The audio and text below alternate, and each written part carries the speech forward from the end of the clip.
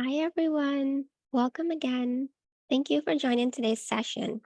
So, today we'll be talking about digital organizing for mobilizations.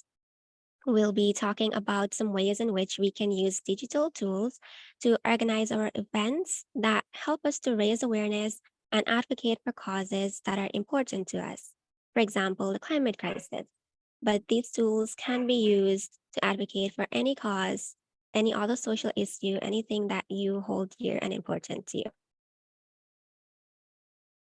So in CCN and in 350, I know we use a lot of terms to describe our work. Sometimes this can get confusing. So the first thing I want to ask you today is what comes to mind when you hear the term digital organizing? You can use a chat or you can unmute and share.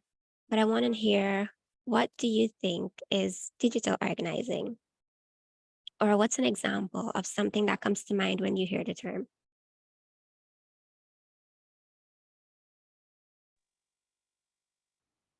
Ah, ya un grupo formado que va en vías de orientar y educar a la ciudadanía.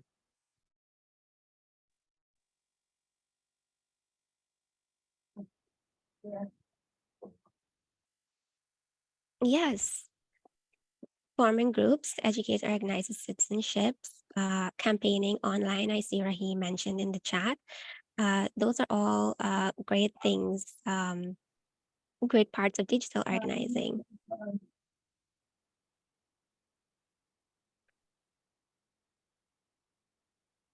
And I think I see Rosalina mentioned in the chat.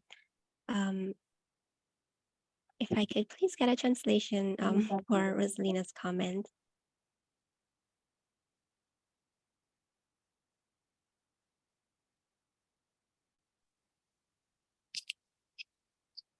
Rosalina says, for the use of the different social media networks. Yes, definitely. That also falls under digital organizing. So thank you all so much for sharing. And you are all correct. So digital organizing, it's simply using technology to mobilize people. It's about using technology to bring people together to advocate for a common cause. So digital organizing, it includes many different actions, and it can look like volunteer coordination through email and texting campaigns. It can be creating online petitions, and it can even be as simple as sharing important information through social media, like what Rosalina mentioned. And if this all sounds like your regular work, then you're definitely right. So we've all been doing some form of digital organizing in our work already. Every time we plan an event, we create a flyer and we share it on social media. We send emails and texts inviting people. We share photos after that event. And that's all part of digital organizing. It's different from regular organizing where groups might stick to direct in person conversations with people or posting physical flyers on notice boards. But given the way our lives and work have over the years just changed to being more online and digital overall, most of us, uh, for most of us, digital organizing has really become like the regular way we organize. So you've all really been doing much of this work already. So for today's session, we'll look at how we can use digital tools in a more cohesive way throughout the different stages of organizing, so that we can have the most impact from our actions. Any event that we organize can be broken up into these 4 stages that you see on the slide. So there's step 1, the launch, where we announce the event. Then there's step 2, which is recruitment, where we invite people and convince them to attend our event. Then comes step 3, our live storytelling. So this is about keeping people updated on what's happening as it's happening. And then finally, there's step 4, report back and wrap up. So sharing what happened and tying a bow on the mobilization before moving on to the next thing. So we'll just go through these different stages and what are some digital tools or some ways that we can organize digitally in these different stages as we plan our event. So let's start with the launch. Your team has a great plan. You spent a lot of time talking about what you want to do. Now let's tell the world about it. But before you officially launch this and share it with the world, you need to have a few things in place. So firstly, it's important to have a campaign plan La or a comida de ella no llegó hasta trajectory plotted out. So in your campaign plan, you need to decide what are your goals, what do you want to achieve, and by when do you want to achieve it. And having this ahead of time will help you to determine what digital tools you need. You also need to set a date and share it with your digital team. So if you have a large team, you may have persons that are specifically working on digital aspects. You might have a specific person that's responsible for flyers, a specific person that's responsible for social media, specific persons that are creating videos for you. Or you might have a small team, which I feel most of us here are part of organizations that have very small teams or moderate sized teams where everyone is sort of sharing these roles. Regardless of if you have a large team or a small team, it's really, really important that you ensure everyone who has a role in your launch is aware of your launch date. So then they can all work towards meeting that date. Another thing that would be good to have prepared before your launch is what we call a battle of the story. Now, this can be a fancy name, but it's simply about trying to understand the issue from different perspectives of different stakeholders involved. So, for example, let's say we have a group of community activists and they're planning a protest against a business person who is cutting down mangroves along the coast to build a resort. That's like the action. They want to develop an action around this. And this group of activists, they are considered the protagonists. And their story is that the mangroves should be protected because they keep the community safe from rising seas, they prevent flooding, they serve as nurseries for fishes, which are important for livelihoods of persons in the community.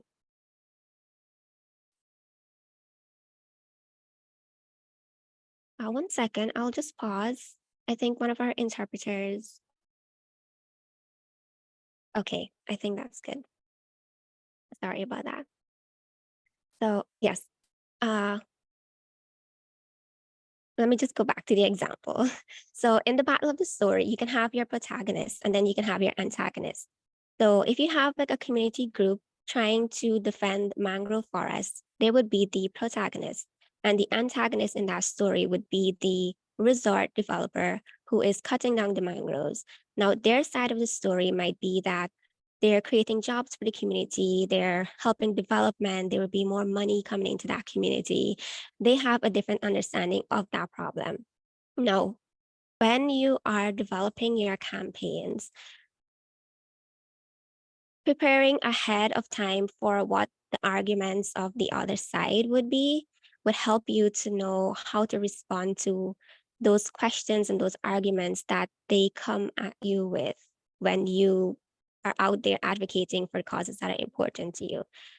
So preparing a battle of the story, it's just putting down what your argument is, what the argument of the other side is, and then seeing where you can think ahead on how to respond and counteract the arguments that they are making so that the public can really see your point and really support your advocacy. Another thing that would be helpful in developing, helpful to develop before your launch is a visual identity or a style guide. And this doesn't have to be anything too complicated. It usually includes having one or two main colors for your event. It could include having a slogan, a logo, font styles, and a hashtag, or more than one hashtag. You should also have a rough digital plan plotted out. So I know before the launch, a lot of content that you might have for social media, it's not yet finalized, but it would be great to have a general idea of what you want to do on your social media pages, like what emails you want to send, when you want to send them, if you want to have a website, when you want that to be launched and running. Uh, that way you can really work with your team to meet those deadlines and have some timelines to work towards and kind of guide the production of your content after this. And also, if you have any partners, it would be important to speak with them and set any expectations before you actually launch your action. You want to make sure that you are clear on your roles and they are clear on their roles, ensuring you already discuss what information you will be sharing with each other and what support you need from each other. And of course, if you're planning for a launch, you need to create launch content. And it's important to leave time to receive feedback from anyone else in your team that needs to have an input. So all of these things, they would help your action and your launch go smoother. And they're an important part of organizing any action. Now, once you have all of that in place and you're ready to launch your action, there are a few key pieces of information you should include.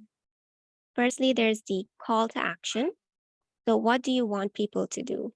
Do you want them to organize an event? Do you want them to join an event or share something? This should be clear. You should answer this question like very clearly. Like anybody that looks at your event announcement, they should know exactly what it is they need to do. You should also try to answer the questions around who, what, where, and when. So, who are you calling on to participate? Who are you targeting? What are you asking persons to do? Where do you want them to do it? And when do you want them to do it? You should also think about the theory of change. So, how does your action contribute to change in your community? What is your end goal or solution, and how people can contribute to that? It's important for persons to see how what they're doing will create change.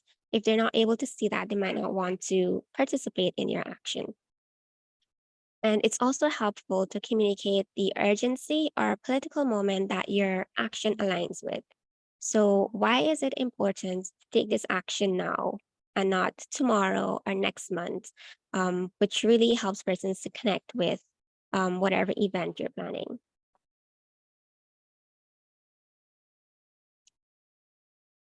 So, talking a bit about the specific launch content that you would need, um, there is most importantly an email platform.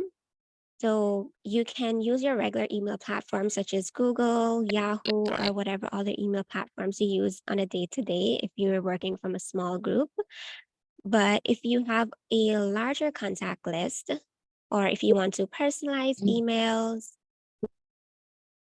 with persons' names, you may need another platform that then allows you to do that. For example, MailChimp or MailerLite or ActionKit. Some of these platforms, or most of them, are actually paid platforms, but some may have some free versions available with limited features. So it's always good to kind of explore what might be out there. But there's always Gmail and whatever email platforms you're using on a day-to-day basis that you can rely on. You will also need social media captions, graphics, and hashtags. In our digital world, everyone connects by social media. So if you're launching any action digitally, social media is a must. And you'll need an email blast. So you need to have an email that you'll be sending to everyone on your launch day. And this can either be a long and explanatory email with lots and lots of details, or it can be a short email simple email with links to other materials to find out more. You can choose either one depending on your audience. For example, if you know that the people you usually communicate with prefer short, simple emails, then it might be better for you to use a short email. Then they're more likely to read it than to send a very long email. Or you can use both options. For example, you can first send a long email with all the details when you first launch your event. And then a week later or so, you can send a shorter follow up email asking persons, like, did you see my last email? And then, sort of in a nutshell, summarizing what you had included in that initial email. So, regardless of the scale of your event, these three things you will definitely need for a successful launch. But some other things that you can use or consider including are a website, if possible, and a sign up form for your event if it requires one. You can also create a launch video, which might be more appealing to some audiences than regular graphic flyers. Or you can write a blog post. Some people really enjoy reading, so it's a good way to target your different audiences using different type of content. You can also prepare toolkits with guidelines on how persons can participate. Um, Toolkits can include additional resources to help persons plan their own events if that's something you're asking them to do, or any other information that's necessary for them to participate in the event you're hosting. And lastly, you might also need additional emails to partners asking them to reshare with their networks to help you amplify the action that you're hosting. When you're launching your event and you have all these things already planned, there are a couple additional things to remember. So this is very important. You need to remember that timing matters. So you don't want to launch an event, for example, an action with schools, and it's during exam periods when students need time to study. You want to make sure that your action, whenever you launch it, it will get a lot of attention and it won't be competing with something else that's happening that's really big and public and that would also matter to the audiences you're trying to reach. Additionally, you want to make sure that when you launch your action, you have as many of the resources you need available already. Because when you launch your action, that's when people are seeing it for the first time. People will be really, really excited and they will want to join in. So if you don't have all the resources or materials available at that point, persons might lose interest. For example, if they need to sign up to join something and you launch your event and there's no sign up form, there's no guarantee that they will come back at another time to fill out that form. So you want to make sure that once you launch your action, if it requires persons to sign up to join, you are able to launch your action with that sign up form. So as persons see it, they get all excited, they want to join in, they can sign up immediately. So once you announce that you're organizing an action, you've you've created all your launch content, and you've put it out there into the public. People are aware of what you're doing. Now, the next step is recruitment. Saying that you're having an event doesn't guarantee that people will come. So you need to put in some additional work, reach out to people directly, and confirm that they will actually be there. But before we figure out what tools we can use to reach those people, we need to figure out who those people are.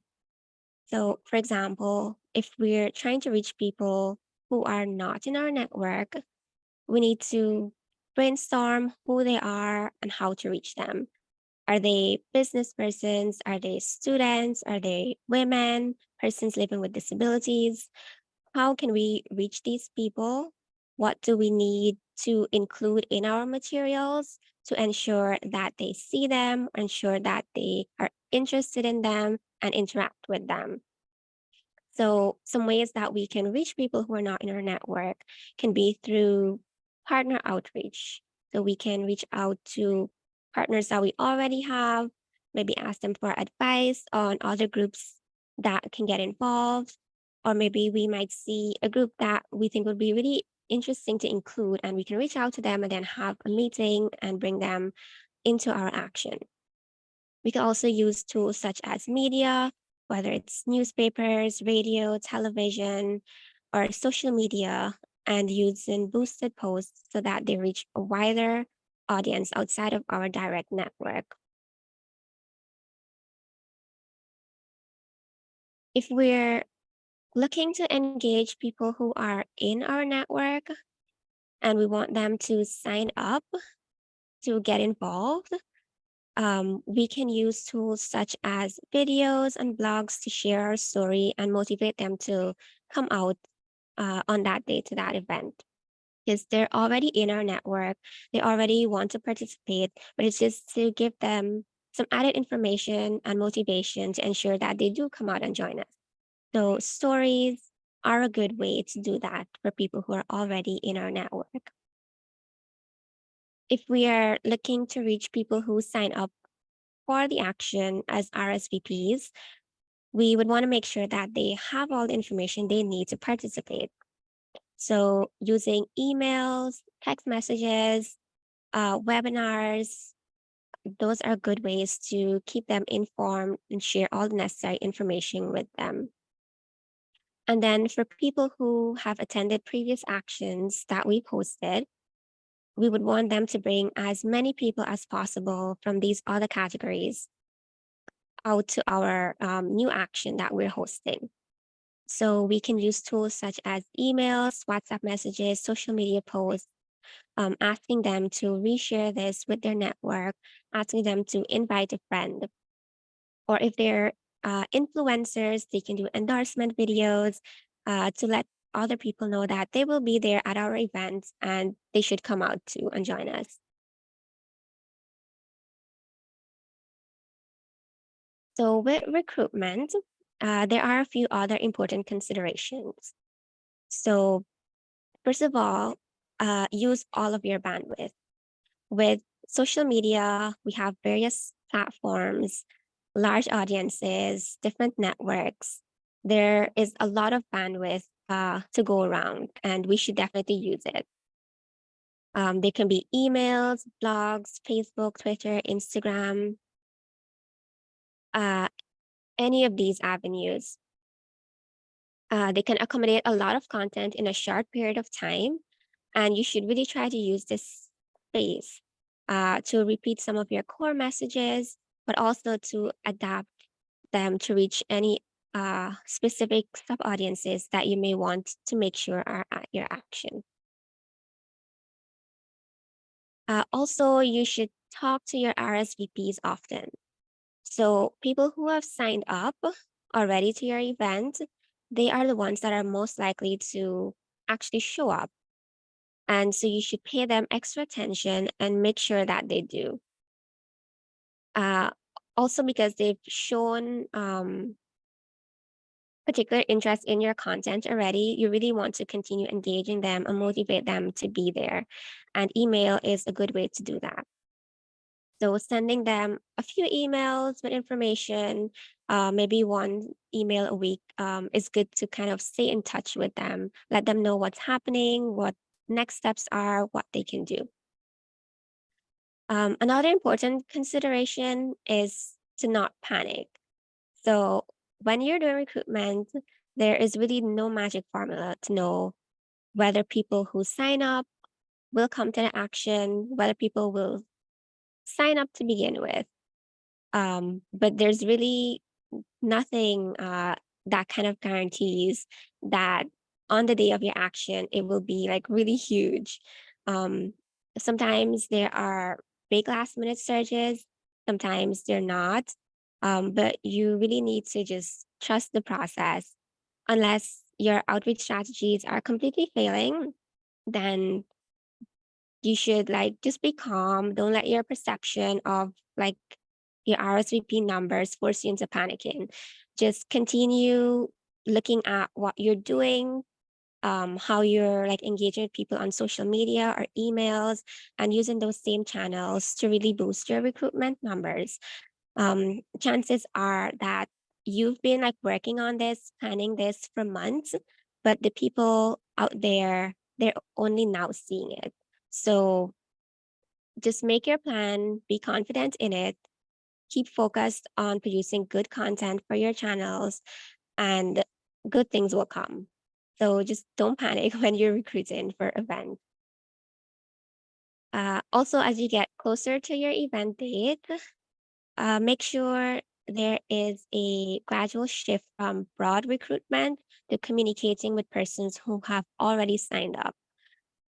You know that these persons want to be there and are making time out to keep connected with you.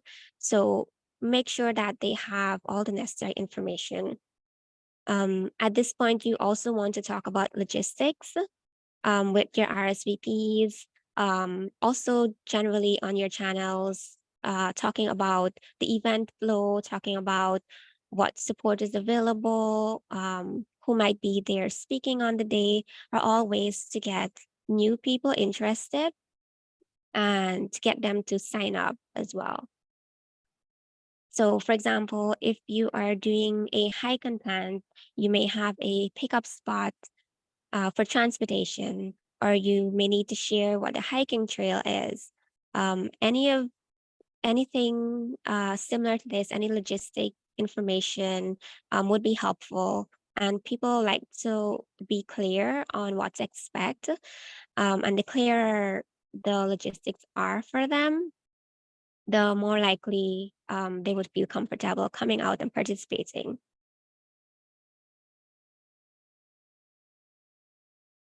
So during recruitment, uh, another important thing to do is to tell stories.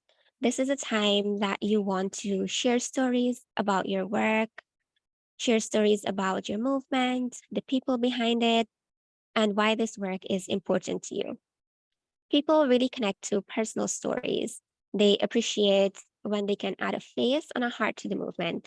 So wherever you can, try to share little stories about what you're doing, why it's important to you. And these can be through blog posts or videos or social media. And they can be very simple or very detailed, but they're really helpful. So with when you're telling stories, you should make sure that they uplift the right voices as well. So share experiences from communities. If you're talking about the climate crisis, share stories from people who are most impacted. Also share stories from those that are creating solutions. Um, People like to see on the ground work. Also consider hosting webinars or social media lives. Um, so that you can connect directly with people. They can ask you questions, get feedback on the spot. Also using your blogs creatively to highlight different aspects of what you're planning. You could also think about live streaming behind the scenes to show persons how your preparations are going. For example, if you and your team are making signs for a march, or you're painting a wall in preparation for a mural, any creative behind the scenes preparations that persons might find interesting, you can think about live streaming that and sharing updates with your followers to get them interested. Also, during recruitment, it's really important at this time to address people's potential anxieties. For example, if you are organizing a protest, people may be afraid of getting arrested. Uh, Creating spaces to talk about this can really help people to feel more comfortable, help them to understand the risks, whether there is a risk of getting arrested or not, and letting them know that in the event that this happens, what support is available, what they can do. So persons won't be so scared of coming out if they don't know what to expect um, to happen in a situation like that. Now, the recruitment phase, it's one of the longest phases. Depending on how early you launch your action, you can spend a month or more trying to mobilize people to come out to your event. But as your event gets closer and closer to the actual date, the last 48 hours are super critical. So the last 48 hours before an action, you have one important task. You need to make sure people know all of the key logistical details. So not only will this make sure people get to exactly where they need to be, it will also broadcast to everyone who's still somehow on the fence about whether they should be there or not, how awesome your action will be. They'll see that it's really well planned. They have all the details of what's happening. And if they weren't sure if they were going to come, they'll be like, maybe, I should really come out to this. So at this point in the last 48 hours, it's less important to encourage people to sign up. It's really more important to get the key details out there far and wide. And it matters more that the people show up than for new people to sign up. Like whatever you're doing in those last 48 hours on your social pages, it will gather additional interest. A few new persons may sign up, but your main goal in these last few hours is ensuring that the people who sign up have everything they need. They know everything they need to know, and they will show up on the day of your event. So by this point, you would have already created a lot of videos, posts, blog, a lot of information. You might have a map of the route if you're doing a march or a hike of sorts. You would know like key assembly points. If you're doing a public outdoor action, you would have a list of speakers and anything else about the event. So you need to put all of these in a very prominent place. It could be on your website. You could send them in an email, via text. You can turn them into memes, anything that helps to get this information out there for persons to see. You can use that in these last few hours, last 2 days actually, to really ensure people know what they need to know about your event. And in these last 48 hours, you have two key milestones that you can use to get people excited. So you can say, like, there's 48 more hours to go, or there's 24 hours to go. And this can help to get people more interested and excited and pay attention to what you're doing. It's like, oh, this thing is happening. It's in a few hours. Maybe I should really check it out and then show up the next day. So those are really good times to help boost your recruitment. Now, I know that was a lot about recruitment, but it really is a big chunk of getting your event off the ground and ensuring that everything is organized, people have everything they need, people will show up. Because depending on your event, if people um, don't show up, it might not be as um, your goals, you might not achieve all of your goals that you plan to achieve. So you really need to spend a fair amount of time on recruitment. Once you've done all that work to get people to show up, now it's time to capture the moments and move on to live storytelling on the day of your event.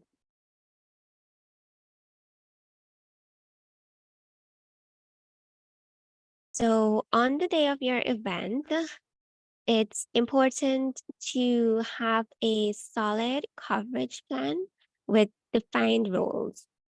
So it's important to have someone responsible for taking photographs, someone for social media, someone to speak with the media personnel, someone to take notes on quotes from speeches, any other roles that you need. It's important to designate them to different people. This would ensure that nothing gets forgotten and it would avoid any confusion of having to decide on the spot who should do what on the day when everything is just hectic. Also, if you decide to go live on social media during your event, be sure to choose the right moment. For example, when the main aspect of the event is happening. You don't want to go live and then not have any content to capture viewers' attention. You want to focus on the key moments. For example, during speeches or performances, things that your online audience would find interesting and they'll stay hooked to your live stream. Depending on which platform works best for your audience, you can also use Twitter or Facebook and Instagram stories to share consistent updates. Um, Sharing with persons photos of what's happening. You can do short videos telling them what's happening. People at your event, if they want to share a bit of why they're out there, all of those are options for creating really impactful and engaging story highlights for your social media pages. On the day of your event, you should also have someone dedicated to monitoring messages and emails to provide remote support. Yes, you did a great job in the last 48 hours, sharing lots of information with people on the details of your event. But there are still chances that there's someone out there who still needs help, maybe finding your group or have some other question about your event. So make sure that there is someone available to answer them. Also, on the day of your event, you can consider a digital ask for your online audience who may not have been able to come in person. So this can include asking them to share a message on social media, asking them to sign a petition, maybe asking them to make a banner and posting a photo of themselves with that banner on their pages and tagging you. You could also even consider a digital ask for the persons who do get to attend your event. So maybe you can have persons share photos of themselves at your event and tag you on social media. Or maybe there could be a specific spot at your event that you ask persons to take photos at, share on social media with a message and tag you in that. But you can also, it's also a great way to engage your digital audience along with like your physical in-person audience and bringing them all together. Also, all the images and videos that you gather on the day, you can upload these to your website or your social media page and turn it into a storytelling page. So if you have a website, you can really use the space to share tons and tons of photos and messaging. I know sometimes for social media, some persons might share albums, but there's also a possibility of maybe sharing individual photos in posts to really create a larger feed of images from that day. So these are some of the main things to think about when covering your event live on the day. But there is so much more that comes into live coverage. I've linked a training here on the slide. Um, so if you want to learn more, you can check that out. I will be sharing the presentation slide after the training. So you can check out the specific live coverage training for more information on how you can effectively cover your events on the day.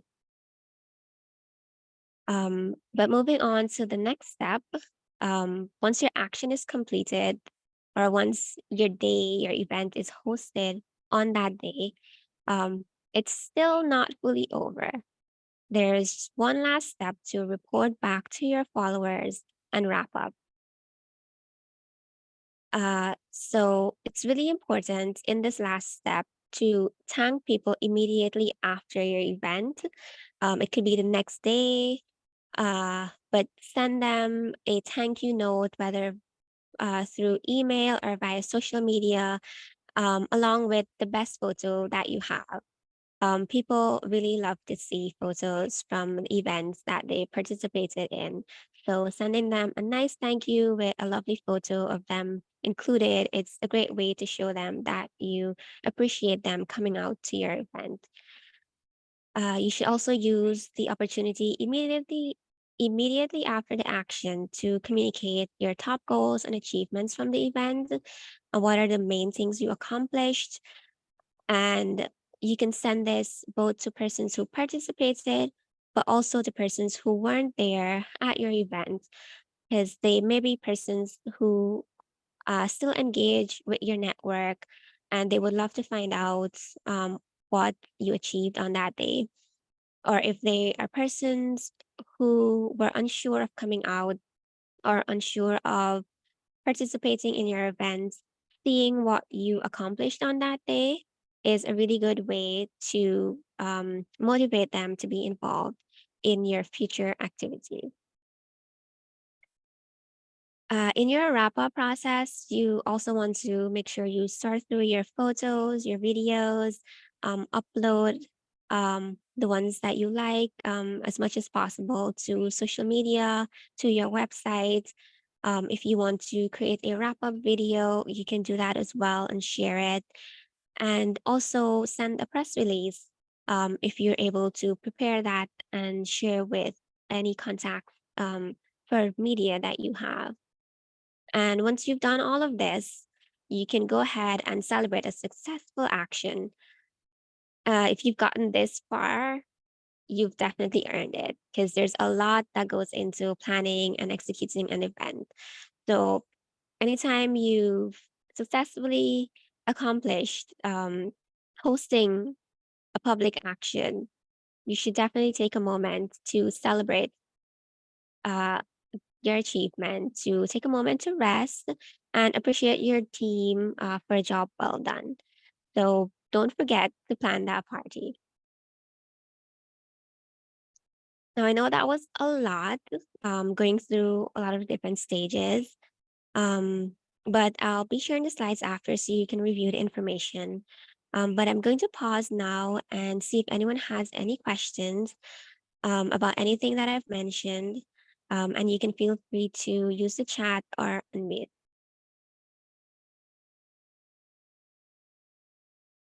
And I see a message in the chat from Etienne saying, Saludos, saludos, ¿me pueden escuchar?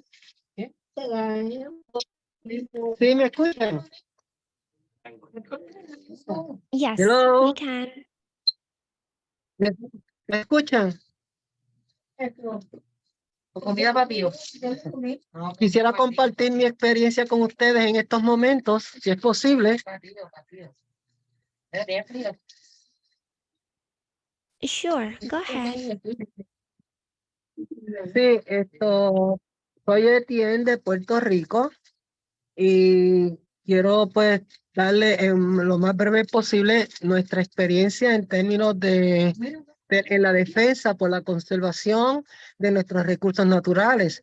No sé si ustedes han escuchado ya, como en otros países es común, aquí en Puerto Rico pues estamos dando la lucha por esa conservación. Claro, esa lucha ha tenido confrontación con la policía, gente de seguridad, cuando el gobierno no quiere ver unas cosas. Y la herramienta de las redes, el internet, esa ha sido el arma principal para nosotros estar ganando esta lucha. Han habido arrestos de manifestantes, inclusive en ocasiones han habido hasta disparos, pero hemos estado ganando, hemos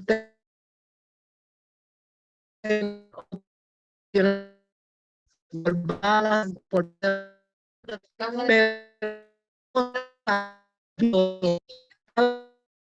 de más personas a diferentes grupos de lucha. Por ejemplo, en lugar de hacemos un campamento y ponemos un nombre, un campamento, otro se llama erizo, otro campamento de erizo, y lo estamos logrando a través de las redes.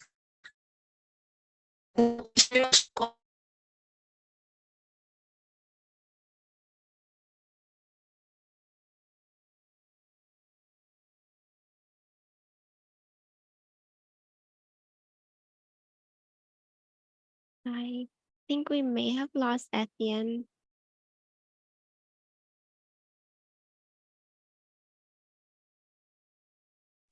Yes, we did. So when I guess when it comes back, I guess you can continue. Okay, great. Hello, ¿me escuchan? Porque se interrumpió la comunicación. Hello. Hello, ¿me escuchan? Hi. ¿Me escuchan? Sorry, we lost Sí. you for a bit just now. Sí, quería terminar mi punto de vista en cuanto a las redes sociales y demás. Pues él estaba hablando de Puerto Rico, cómo han sido los diferentes puntos de lucha y cada vez se nos unen más personas a estos frentes. Y la cuestión es que tenemos que hacer ver a los gobiernos que la conservación de los recursos es un activo. O sea, no pueden verlo como algo innecesario que yo puedo construir ahí porque me dé la gana. Si tú destruyes un coral, eso va a tener sus consecuencias. Vamos, ya son las 7. Y así por el estilo. O sea, utilizar los medios las redes sociales ha sido lo más efectivo que hemos tenido. Y así por el estilo. Eso es lo que les quiero decir. Eso es lo que les quiero decir a ustedes. Y demás, simplemente hay que estar organizado y tolerar muchas cosas dentro de los frentes de lucha por la conservación del medio ambiente. Gracias. Mi amor. Thank you so much for sharing, and thank you for the work you're doing in Puerto Rico. Definitely agree with you. Social media is a really, really powerful tool, and everyone has social media. So it's a really open space to meet people who are not in our networks, people who we would want to educate about the causes that we're advocating for. And it's a free, open space that we can really use and capitalize to get our messaging out there. Definitely one of the most powerful tools in digital organizing.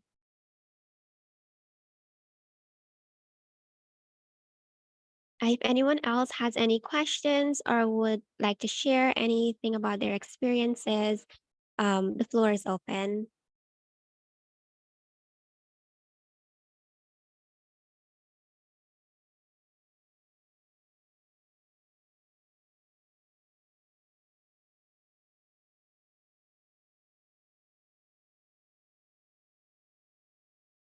Okay, well, I'll just like to share that I like the way that it was broken down in those steps. I think that's a great um conceptualization. It's kind of like a little checklist, so it's very nice. So thank you so much for that. Yeah, thank you. I know it can be really overwhelming at times because there's so many steps and so many sub steps and so many things to look at. Um, but it's helpful when you break it up to really focus on what you can do in that stage. And I try to share mostly things, some of the things that we use commonly. So our social media, our email platforms, videos, flyers, those resources that you have available at hand. Because I know a lot of us are small groups, or we're doing work from our own personal perspectives. So it's good to have those tools, free open tools available, versus other platforms that larger organizations might use, and you need to like pay to use. So I'm really glad if it was helpful.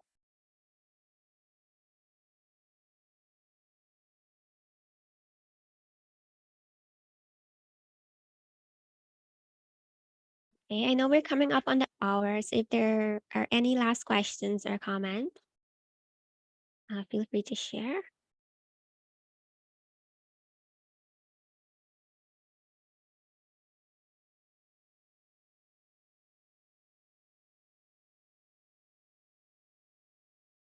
Okay, if there isn't any, I just want to thank you all so much for joining today.